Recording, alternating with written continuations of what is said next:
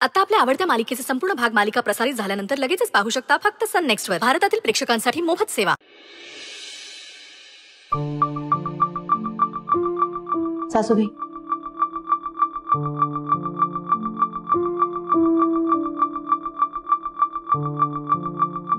बाबा.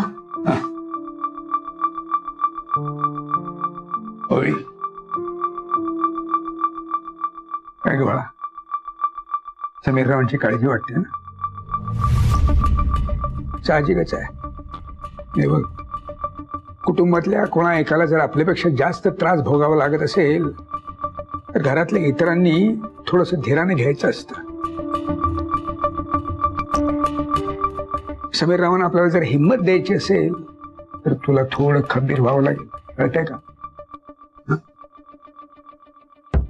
त्या धीर द्या तिला. सध्या तिला खूपच गरज आहे धीराची.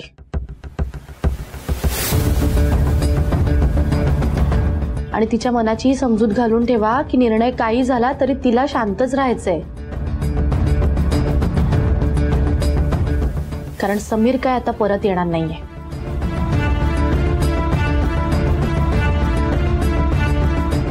मी कसं माझ्या नवऱ्याशिवाय जगतेय तसं तिलाही सवय करायला हवी ना. हे नंतर त्रास नको म्हणून म्हटलं आधीच सांगून ठेवा. वृंदा, असं कसं बोलवतं का तुझ्याच्याने? स्वतःच्या बहिणीविषयी असं बोलतेस तू? अहो, तिच्या नवऱ्याने माझ्या नवऱ्याला जीवे मारलंय, तिला काही वाटत नाहीये. मी कशाला काय वाटून घ्यायचं? वाईट वाटतं ताई. राणा गेल्याचं दुःख कोणाला किती झालंय याचं मोजमाप तू कसं करतेस ते मला कळत नाहीये. पण म्हणून समीर गुन्हेगार आहे हा आरोप मी स्वीकारावा अशी इच्छा आहे का तुझी? तर तसं नाही होणार. कारण माझी पूर्ण खात्री आहे की समीर निर्दोष आहेत. आणि माझी अशी इच्छा आहे की लवकरात लवकर तुझे डोळे उघडावे आणि सत्य काय ते कळावं. सत्य काय आहे ते कळेलच लवकर. मी केला ना वकील. अगं पण ही केस सरकारी वकील लढणार होते ना, मग तू कशासाठी केलास आणखी वेगळा वकील? समीररावांना मुद्दाम अडकवण्यासाठी वेगळा वकील केलास का तू? माझ्या नवऱ्याला न्याय मिळण्यासाठी वकील केला मी. कोणाला दिली ही केस तू? मला.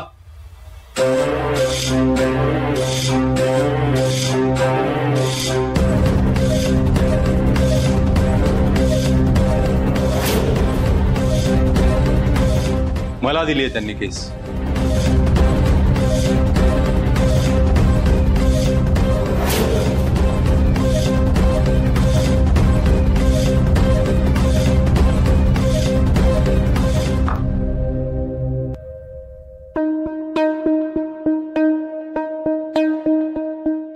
तुम्ही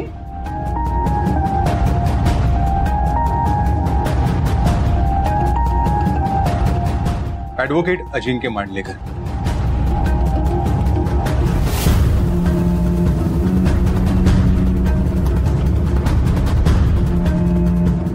नमस्कार. या ना आतमध्ये.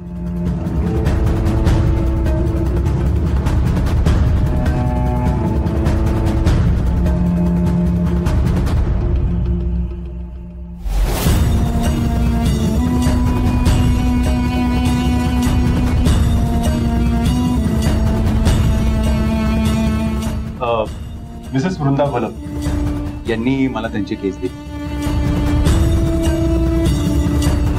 पण काय ना, माझं एक तत्व आहे. जोवर मी शुअर होत नाही की माझा अशील प्रामाणिक आहे तोवर मी केसला हात पण लावत नाही. त्यामुळे मला थोडी माहिती हवी होती. प्रश्न होते माझे. I think you all don't mind. नाही, तुम्ही आम्हाला प्रश्न नाही विचारू शकत. का? कारण एक तर तुम्ही आमचे वकील नाही आणि दुसरं म्हणजे आमची चौकशी करण्याचा तुम्हाला काही एक अधिकार नाहीये.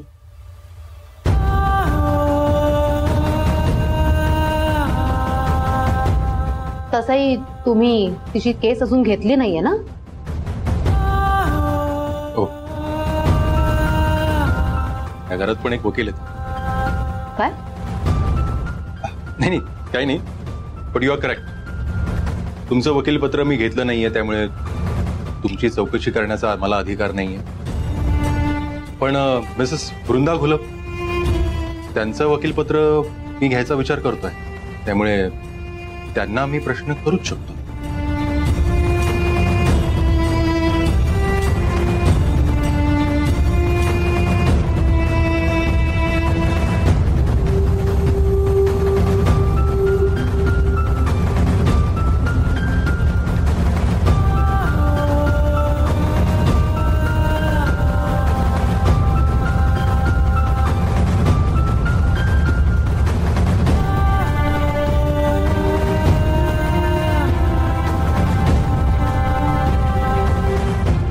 सो मिसेस वृंदा, मला जरा समीर विषयी माहिती द्या. तुमचा संशय आहे ना समीर? तो असण्यामागे काही ठोस कारण? सांगते. आता होती ती माझी बहीण ओवी, तिचा नवरा समीर महाले. समीरचे आणि आमचे आधीपासून वाद होते. आमच्या ओवीला पण काही कमी छळलं नाहीये समीरने. ए बाई वृंदा, आता जुनी मडी उकरून काढायला पाहिजेत का? सांग बरं. या आशालता महाले, ओवीच्या सासूबाई, यांनी खूप त्रास दिलाय आम्हाला.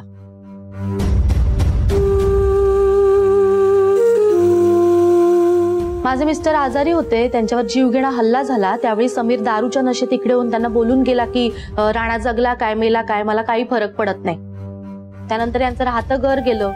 मग काय राहायला आले इकडे आमच्या घरी. मग खोटं वागून, सगळ्यांशी गोड गोड बोलून समीरने नाटक केलं की तो सुधारलाय. मी कसा सुधारलोय हे दाखवलं सगळ्यांना.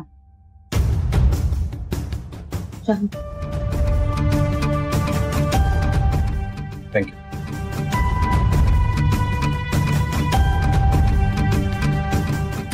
मला माहिती आहे ना, मी तुमच्या नवऱ्याविरुद्ध केस लढणार. हो माहिती आहे ना.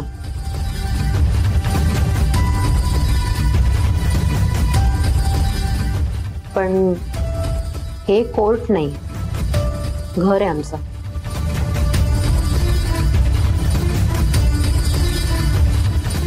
आणि तुम्ही आमच्या घरचे पाहुणे आहात.